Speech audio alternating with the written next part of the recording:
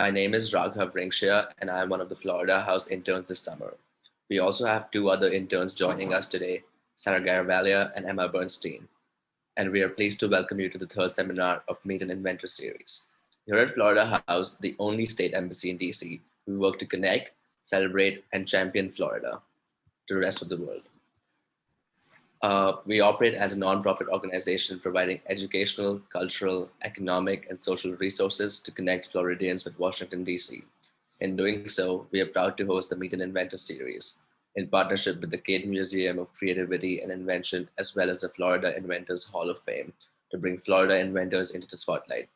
Today, we have a very special guest speaker, Dr. Quinn. Dr. Jacqueline Quinn is an environmental engineer with NASA's Surface System Office at the Kennedy Space Center in Florida. She helped create a groundwater remediation technology called Emulsified Zero Valent Ion, or EZVI. From this invention, Dr. Quinn's won NASA's Government Invention of the Year and Commercial Invention of the Year awards. In 2007, Dr. Quinn joined the Space Technology Hall of Fame. Dr. Quinn went to undergraduate at Georgia Tech University and has spent the last 20 years working for NASA. We welcome Dr. Jacqueline Quinn to Meet an Inventor series. Before we start the conversation with Dr. Quinn, I'd like to recognize Jamie Spurrier, the program manager from the Florida Inventors Hall of Fame. Jamie, if you'd like to say a few words about the Hall of Fame, that would be great.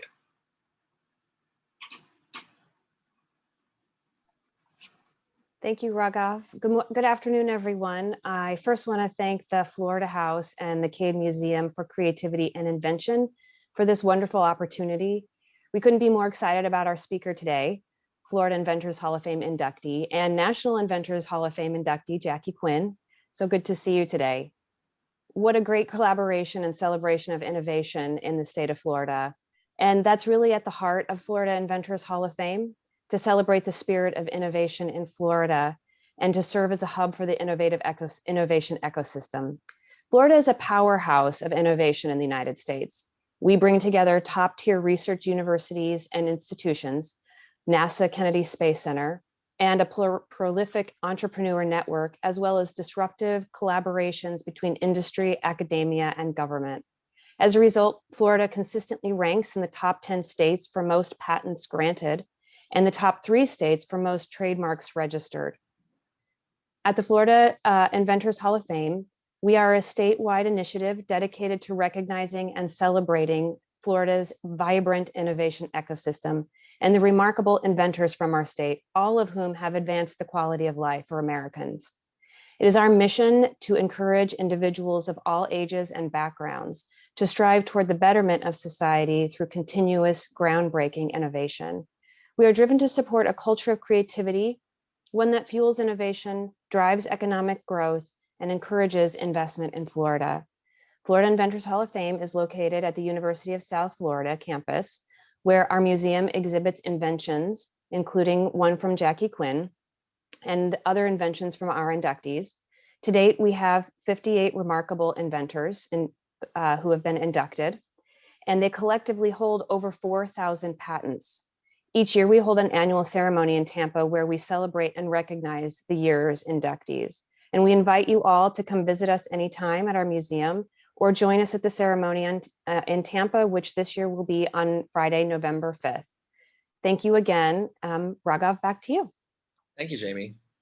At Florida House, we have the pleasure of hosting the Cade Museums in a State of Innovation, an exhibition about our state's incredible and widespread contribution to innovation. The exhibit even highlights some of the speakers you will hear from in the series of talks. This exhibition and the series itself would not have been possible without guidance from Stephanie Bales, President and Executive Director of the Cade Museum for Creativity and Invention. Stephanie will also be today's moderator. I'd like to welcome Stephanie to say a few words about this project.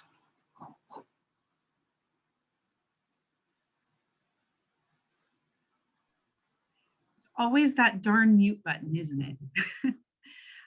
Raghav, thank you so much for that introduction. And I am excited to be here with you all today and excited to speak with Dr. Quinn. Before we start that session, I would just like to tell you a few words about the Cade Museum for Creativity and Invention, which is in Gainesville, Florida. Our mission at the Cade is to transform communities through inspiring and equipping future inventors, entrepreneurs, and visionaries. And we have a vision of spreading an inventor's mindset around the world. And at the Cade, we call that mindset inventivity. So we were excited to have our exhibit on display at Florida House, and we're thrilled to partner with Florida House and the Inventors Hall of Fame on the speaker series. As I did last week, I'd like to invite each of you to think of a favorite inventor of yours and think of their invention and its impact on society. In that context, you might imagine that inventors are individuals who are dreamers of big dreams and people who are problem solvers. And at the Cade Museum, we believe each of us has an inherent ability to invent, to develop new answers and create innovative solutions to today's problems. So to do so, we must tap into our own inventive mindset. And all inventors and their inventions have the potential to change the world. The Cade Museum's namesake, Dr. James Robert Cade, was a professor and a physician who was also the lead inventor of Gatorade.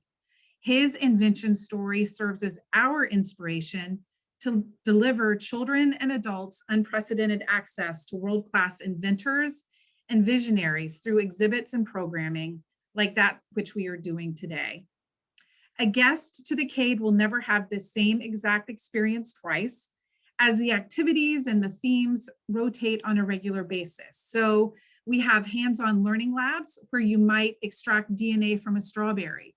There's also a fab lab where you can learn about 3D printers and laser cutters, or you can step into a virtual world wearing a VR headset.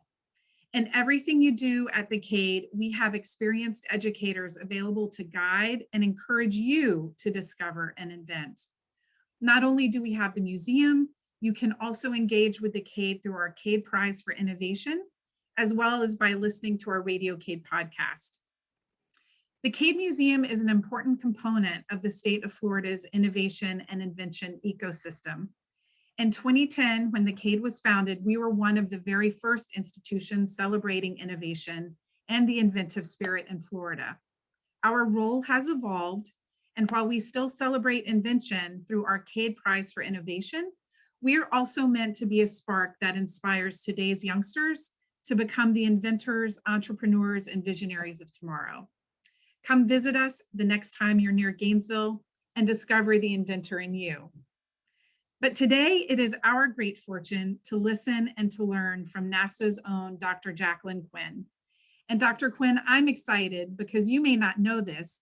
We've had a mini exhibit of the Florida Inventors Hall of Fame in our museum since before we opened, and you are a featured inventor.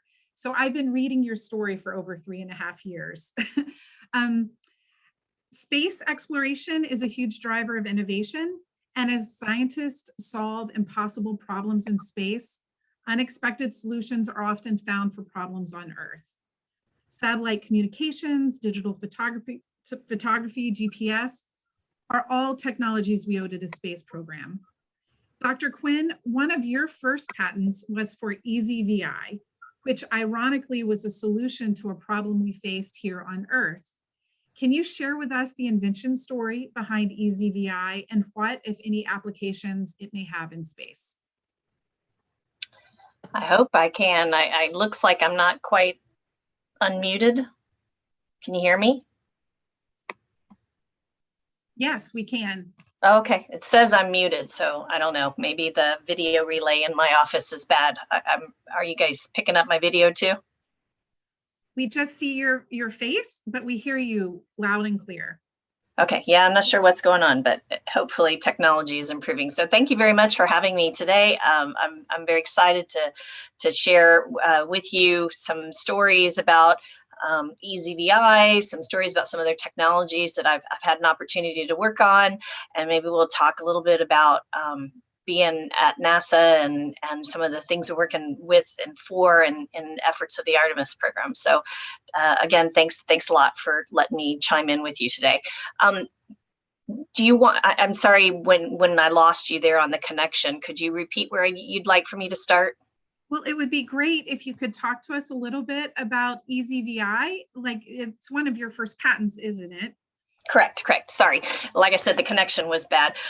So I'll talk first about EZVI. So it stands for emulsified zero valent iron. And it sort of started out as a concept idea on the back of a napkin. And I know that a lot of inventors will tell you it starts on the back of a napkin and a concept idea. Back in the late 1980s, and I'm going to date myself, there was a big stumbling that happened in the environmental field insofar as coming across something of interest that scientific interest that you didn't know we were gonna find. And it happened actually in a lab up in Canada. And what they found is that iron was creating a degrading it was degrading some chemicals that they had stored in a chemical vat that had a large iron. It was stored in an iron vat, and they were all of a sudden dealing with decomposing parts of the chemicals that would go from one component to another component in a degraded phase. And so they sort of stumbled upon the fact that iron could be used to remediate or to degrade chlorinated solvents, because they were testing a pure product and they had stored it in something.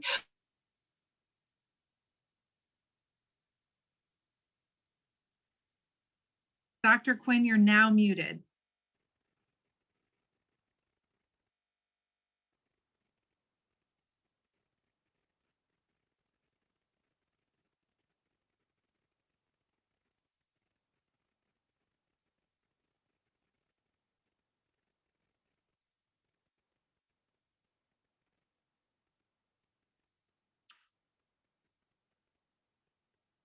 So everyone, Dr. Quinn mentioned earlier that if she drops off or has audio issues, she'll just try and call right back in. So we'll just give it a minute.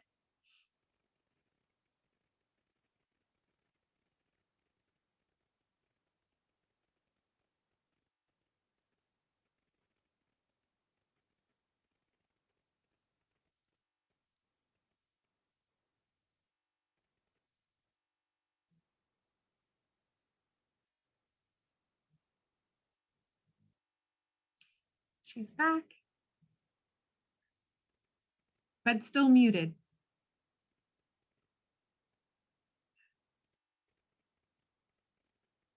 Almost.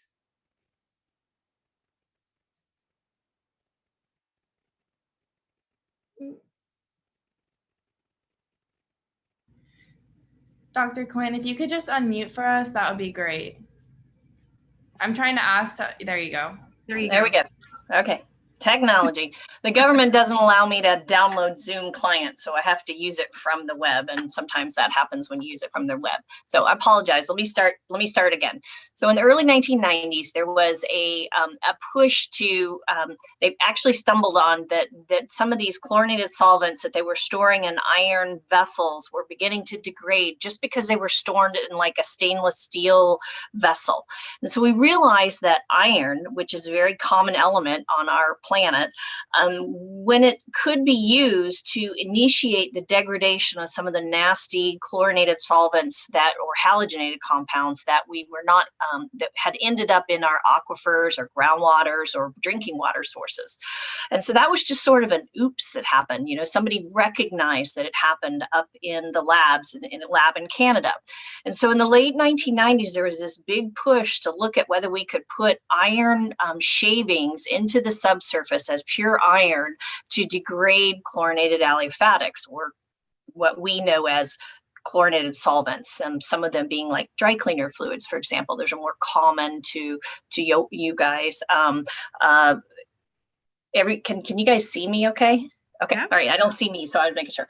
So we found out that you could use iron in the subsurface to do this, but the problem was that the iron itself was never getting to the very high concentration chlorinated solvents. It was only cleaning up the dissolved phase component. So a contaminant would have to leave its pure phase configuration, like as if you just had deposited into the subsurface. It would have to leave that and then dissolve into the groundwater and then be treated with the iron. And we could never actually treat the source itself.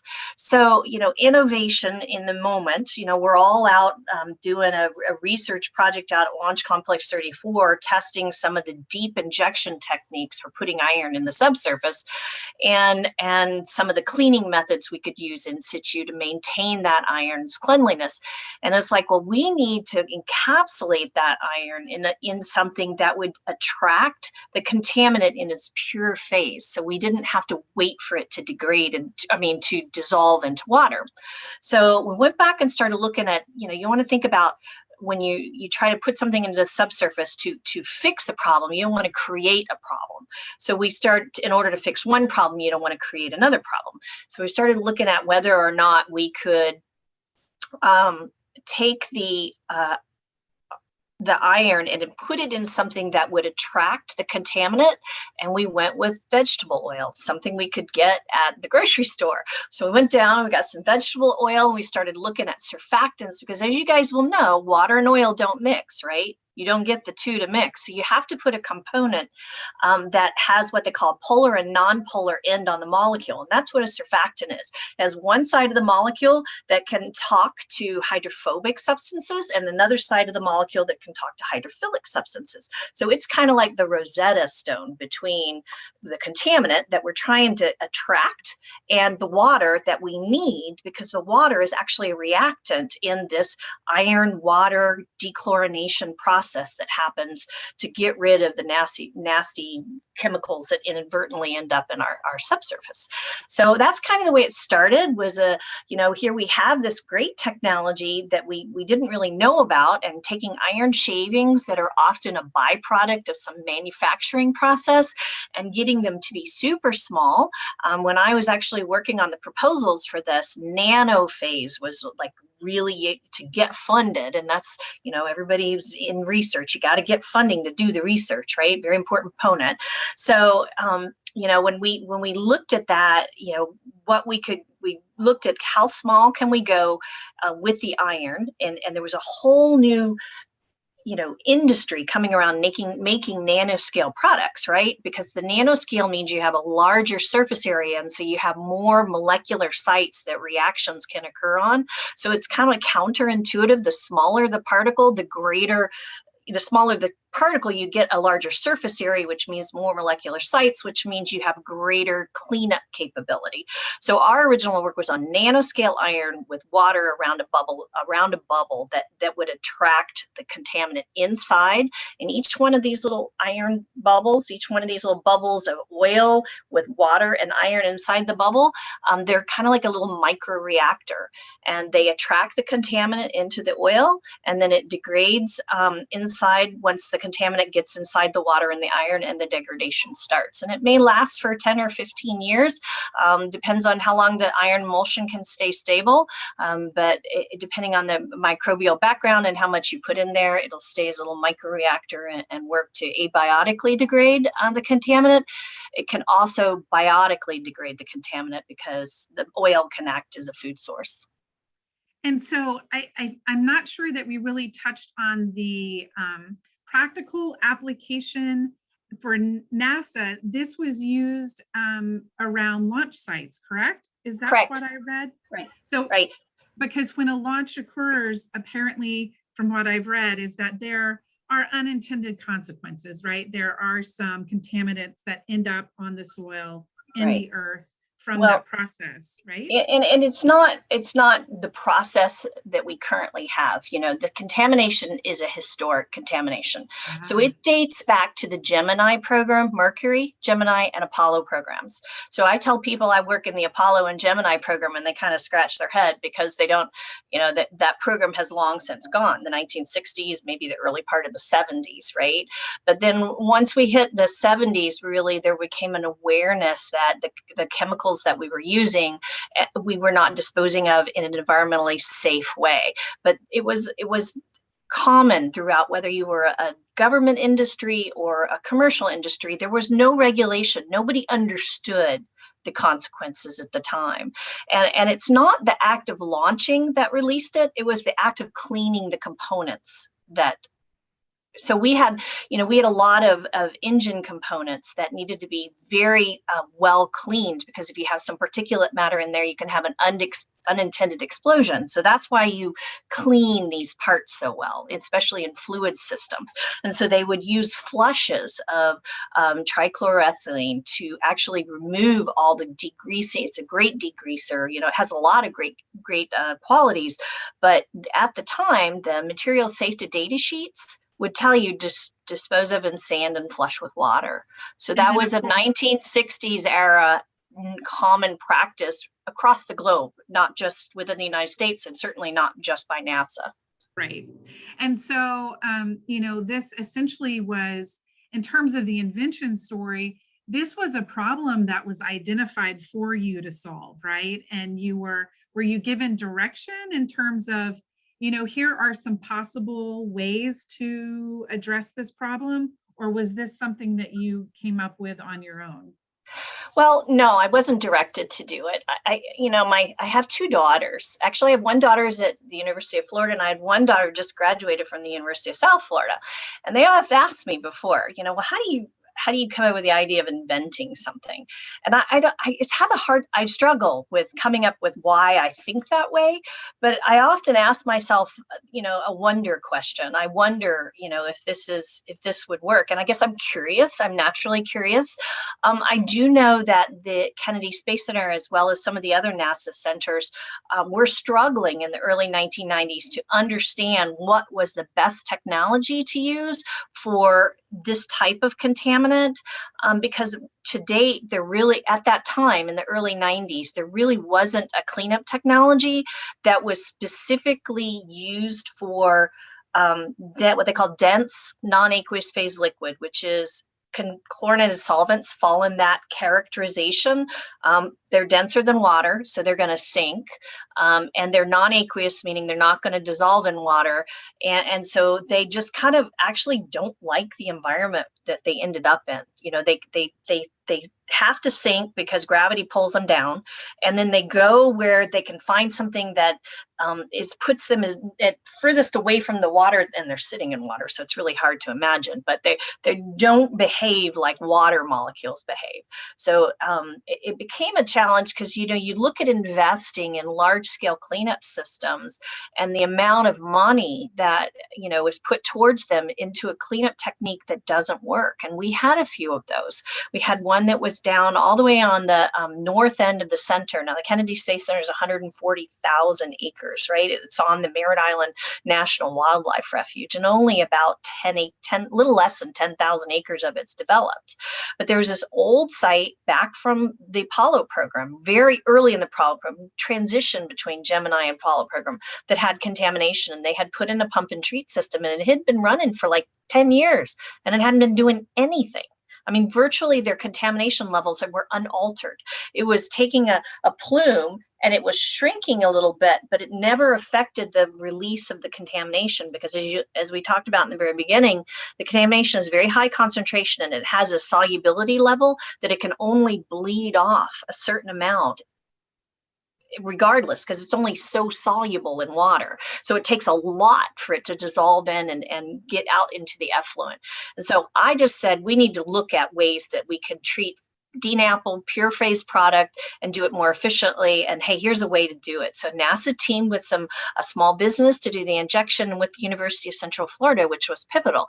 That's where I actually got my degree. So I've mentioned all three of those universities. I got one up there in the Tallahassee Panhandle I haven't gone to yet, but yeah, so the UCF was just an incredible partner and very much a vital role in the development process of EZVI. And so one of the things that we talk about in the exhibit at Florida House is how, and I mentioned earlier, is how a lot of NASA research really impacts, us here on Earth at home. And my understanding is that this EZVI is something that has been used in multiple applications around the world. Is that true? Yeah. Yeah, absolutely. In fact, I just was doing an interview with our NASA spinoff magazine, and they're doing the patent for EZVI has been out for 20 years. And so it's coming to that 20-year tenure, and they were doing a moment of retrospect as to the impact. And it's really kind of cool because they went out to several of the vendors, and there's been over 12 vendors that has licensed this one technology. And the vendors were sharing with the author of the piece how many countries and states and the number of gallons of this product that one vendor has done. One vendor has over 150,000 gallons of EZVI has been produced and injected in just their sites. They've employed it at 17 states and 3 countries to include Japan, Brazil. I can't. I just read the article too. You'd think I'd have enough up here to keep that in my head. But yes, it's really cool. We should get a copy of that so that we can post it with the video that we have, yeah. And refer people to it. It'll certainly be publicly available. But yeah, I think one of the key kind of cool things to do. And for those who in the audience, I do stuff other than environmental cleanup. I'm right now working on 4 missions to go to the moon in the next 3 years to look for water on the moon. So I have a broad opportunity within the agency to work on some really cool and impactful stuff. But when you look historically on EZVI, it's a product that is meant, it was designed and it was built for a different generation, so to speak. I mean, to attack a problem as a relic problem left from a different bygone era. And it's also one of the most, it is to date, up to currently, it is the most licensed NASA technology to date ever. And it isn't a technology that goes up and out into space. It's down and in and impacting you and me and here in the state of Florida a lot. There has been sites across the state that have used it. There are private sites, so I let them handle their private pronunciations of it. But I can tell you that it got used here in my own backyard in Brevard County. And when I look back and I think it's really cool to have made an impact, and it really affected me and my family here in Brevard County in Florida. So that's cool too. Yeah, we often say at the Cade, and I've heard this at the Florida Inventors Hall of Fame as well, that, having big ideas and being a visionary is one thing, but then actually taking that imagination and that creativity and inventing something that comes into the marketplace, that's when you really have the opportunity to make a tremendous impact in society. And, this story about this one invention of yours just illustrates that. I want to go back to what you mentioned in terms of work that you're doing today. NASA has a goal with the Artemis project, which Artemis is the twin of Apollo, right? And the goal, some of you may not be aware, is that NASA wants to be on the moon by 2024. And so, Dr. Quinn, can you tell us a little bit about what you're trying to do with that particular mission? Yeah, and I can tell you it's a whole new ball game, right? So I actually have 4 missions for a mass spectrometer that we're working with commercial industry on to send to the moon to look for water.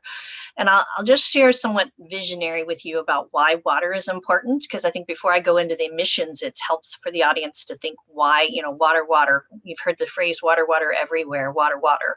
So water for space and human exploration is an absolute must to have. We can take water and split it to make propulsion fuel. So we can electrolyze it and produce hydrogen and oxygen to recombine, just like your fuel cells, to make propulsion. But it also can be used to sequester for oxygen for human production, for breathing air. We can use buffer gases. We can do a lot of things with water. We can use it in fabrication of components on off-planet construction.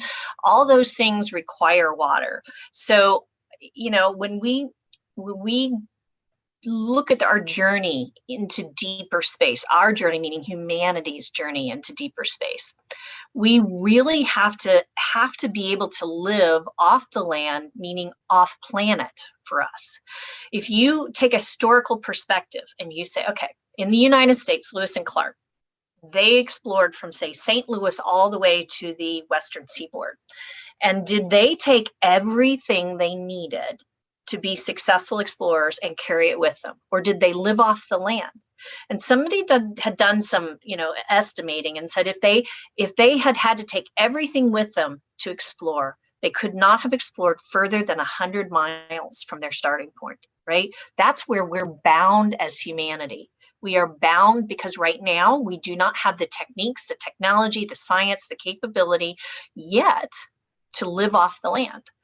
But we know we need water, right? For many reasons, from manufacturing to breathing to the basics to getting off the planet when we get there, or the celestial body when we get there. So water is imperative. So NASA sent a couple of missions off to look at ways to do what they call in situ resource utilization, or ISRU. They sent MOXIE, which is on the last Mars mission, Mars 2020 mission. And MOXIE just did its experiment where it took CO2 from the Mars atmosphere and made oxygen from it, right? Utilized another planet's resource and created something we needed. So they did that on Mars just very recently. You can go look at that data. What we're moving towards is doing that also on the moon. Now, the moon being basically a 3-day journey, from our planet to the moon is roughly a 3-day journey. We can get data quickly down and back up. We can do automation, or we can send humans up there. And so our first step through the Artemis program is going to be getting some of these early CLPS missions to the surface of the moon. CLPS meaning commercial lunar payload services. So that's a totally new thing for NASA, where we're actually contracting with individual commercial companies to provide a lander service. So they provide, the company gets the rocket, and they provide a lander and all the communications relays back to Earth.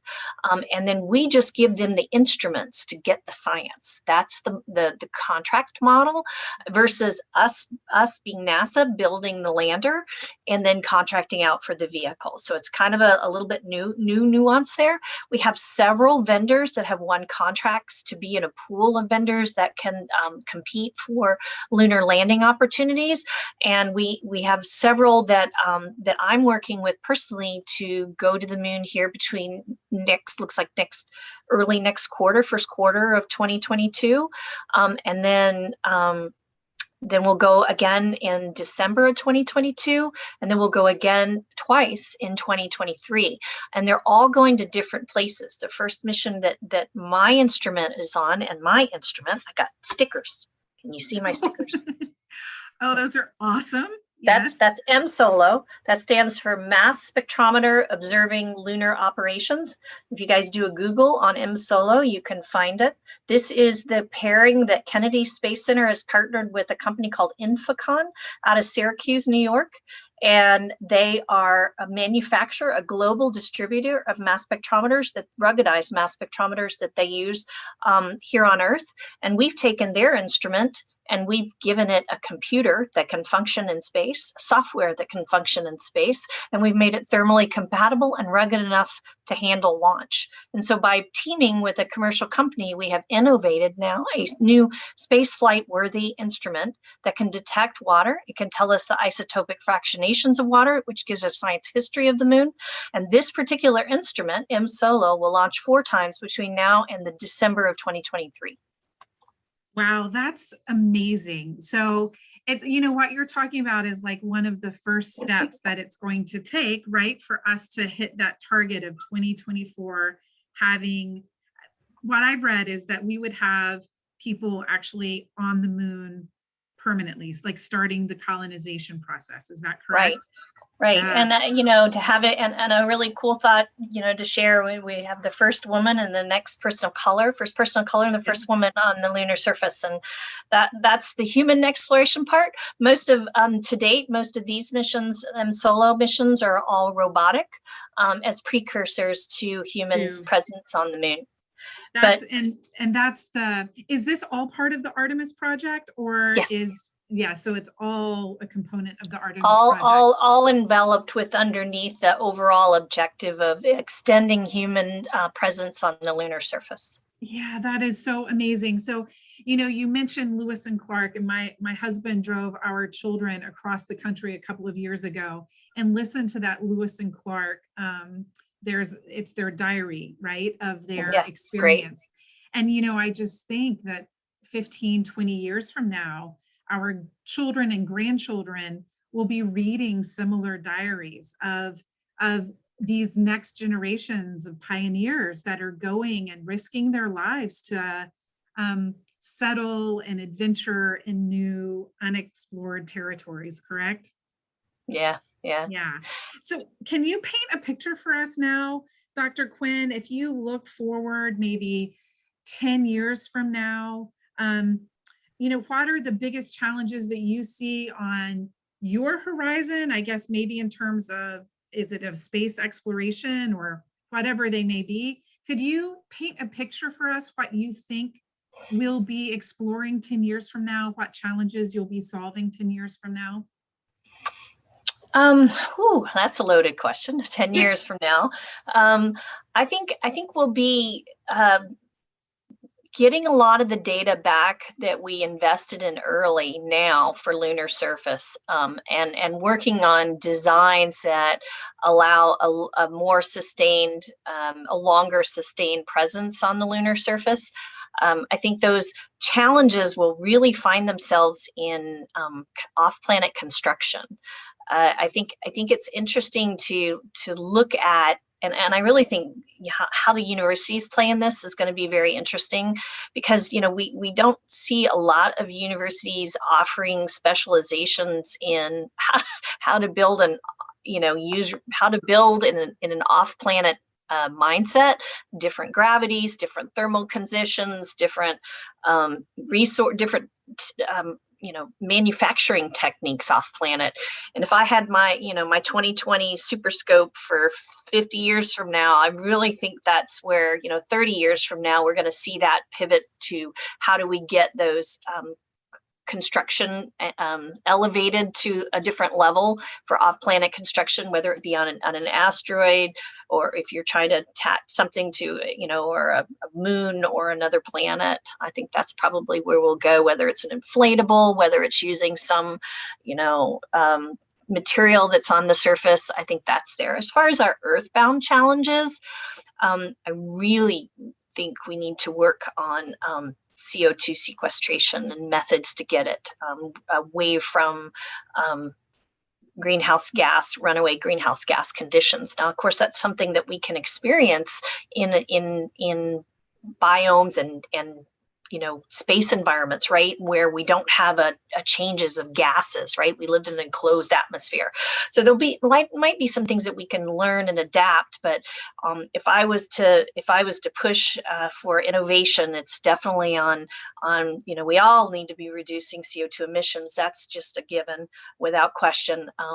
Globally, but if we can work and put investments in to help mitigate where we're at, I think that should be a huge priority. So we're going to open it up to questions again from the audience. I think we've touched upon, I have two. One is, can you explain more about your work with your current project Resolve? But I think we've talked about that a little bit. Is there anything, and then the next question is, what helps motivate you to continue advocating for environmental cleanup? You've talked about that, but really, what is your motivation behind your advocacy? All right, I'm going to do the first one because I think I want to clear up some terminology for folks, so you can go look for this because it's actually really cool. So Resolve was a payload suite. It had 4 instruments on it. The Regolith Environment Science Oxygen Lunar Volatiles Experiment was Resolve. That's the title, what it meant. Now, Resolve was supposed to be on a rover called Resource Prospector.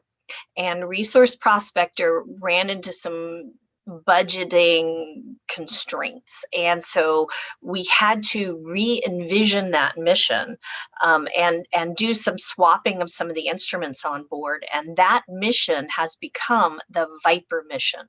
So you guys can go look up Viper. It's Volatiles Investigating Polar Exploration Rover.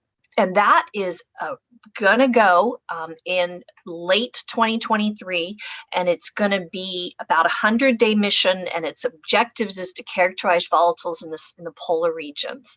So it's already been awarded for a payload lander contractor. So I think if you guys just Googled NASA Viper, you'll find the mission, and it should be online. If you Google NASA M Solo, you should be able to find that, or do a Bing or whatever your search engine is. And then the other one that we have is called Prime, and I'm holding up all my stickers because I can't see myself, but Prime is the Polar Resource Ice Mining Experiment, and that's actually the one that's going to go first, I believe, on the schedule to go to the South Pole region. It's been manifested, and its flight is currently in the December of 2022. That's what we're targeting. So that's the nearest one in the water area that you can go look for. But Resolve's kind of an old name, and it became Viper, and all of these other instruments. Are you there, Dr. Quinn?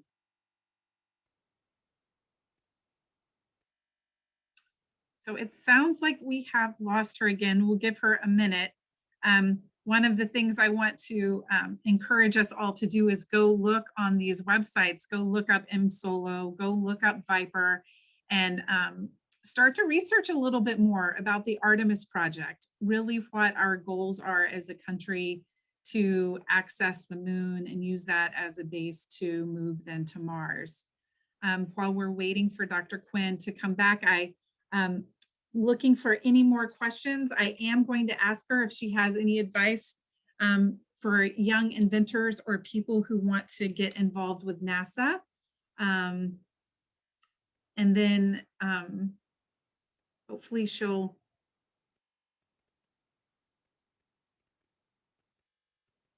And Dr. Quinn, if you can unmute yourself.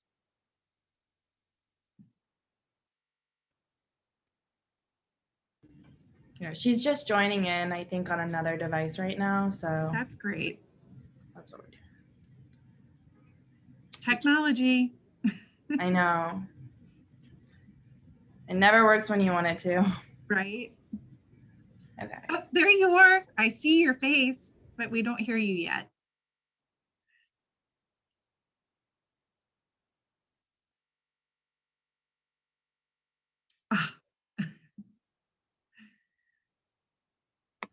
All right. There you are. Yay. That you can bring the government because they don't do the Zoom thing. So the last question you had for me was on innovation, I think. Yeah, though they're really too. I mean, it's like, what would you say to, what kind of advice would you give to those who want to get involved with NASA or young inventors? How could they get involved with NASA, and what kind of advice would you give, encouragement? Okay, so there's several avenues for doing work with the government, with NASA in particular. We have what's called Rose's Call, which are more science-focused calls. Those are really usually generally pretty long proposal type processes. There is also the government as a whole, and this is not just for NASA, but all the federal agencies have what they call the Small Business Innovative Research SBIR program, and they also have the STTR, and I don't know that I have acronym correct for that, but it's the Small Business Tech Transfer. Look it up. It's STT. S is in Sam. TTR, and that is when you have a coalition between a small business and a university, right? So that's a university a little bit larger grant option. Those are really great because they start out small, and if you show good progress and you have like foundational changes, you can actually get a pretty good lump sum of money for a phase 2. They do it as a phase 1 and a phase 2. So, I mean, that's original innovative ideas, and they usually put out a call to kind of target you to submit your ideas in a specific area. independent proposals can be submitted if you've got like some great idea that you want to put out there. You know, if you know somebody in that area, you can say, do you have any calls? This is what they're looking for. NASA's really good about collaborating with intellectual property, that type of stuff. If you come in with an idea and you want to share it, it's a little harder unless you have a really good technical relationship or you know somebody in that field.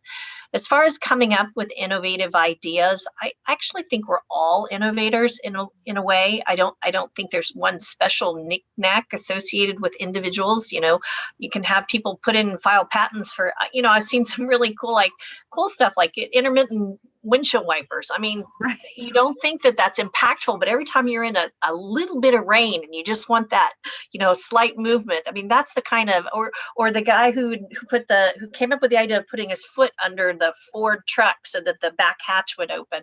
I mean, that's inventing and having an impact, and it doesn't have to be always some super technical science. You know, like I work with Dr. Bob Youngquist here at the Kennedy Space Center, and he's come up with this coating that can reject almost all of heat, and so it could get us closer to the sun to do science applications. So I mean, that's like really intense physics. That's one form of innovation that's really, really, really important, but it doesn't always have to be that way. It can always also be you know, just things that make everyday life great for people. And Florida does a lot of that, and that's kind of cool, right, to be part of that history and innovation. Yeah, Florida is certainly a tremendously innovative state. And Dr. Quinn, one of the things that I've enjoyed about this time with you is just, I mean, you're an incredibly smart woman, but the way that you've used your gifts and talents to impact society is tremendous. And, you know, you also show that thinking outside of the box and working as part of a team and just keeping at something for years and years, that's really how you end up solving those big problems, right? It's a process, but it's also tenacity. So I want to thank you for sharing your story with us. I also want to ask you if maybe you'll send us some stickers, because we'll be happy to put them out at the museum. And I'm sure Florida House would love to share them in the Inventors Hall of Fame. And I don't know if you know, the next time you're in DC, you need to go to the Florida House, because you are in the exhibit. You were one of our featured stories there. And so you should go take a picture next to it. With that, I'm going to turn it back over to the Florida House team. Thank you for this opportunity and getting the chance to hear your story. Thank you. Thank you so much, Dr. Jacqueline Quinn, for participating today. And thank you so much for Stephanie Bales for stepping in and being our moderator. Dr. Quinn, I learned so much about your innovative cleanup techniques and just how large scale the impact has been, not only on NASA, but to our environment. Also, I am so excited to learn more about finding water on the moon through your engine below. That will be so much fun to learn about. So thank you all to the audience for being able to join us today. We will be hosting the Meet an Inventor series every Tuesday, so make sure you invite your friends. We're excited to see you all next week for our speaker, Dr. Nanya Su. And so I want to say thank you again to Stephanie and to Dr. Quinn for coming today. And we hope you had a great time here at Florida House on Capitol Hill, where you are always welcome. Thank you. It was a pleasure. Nice to meet everybody.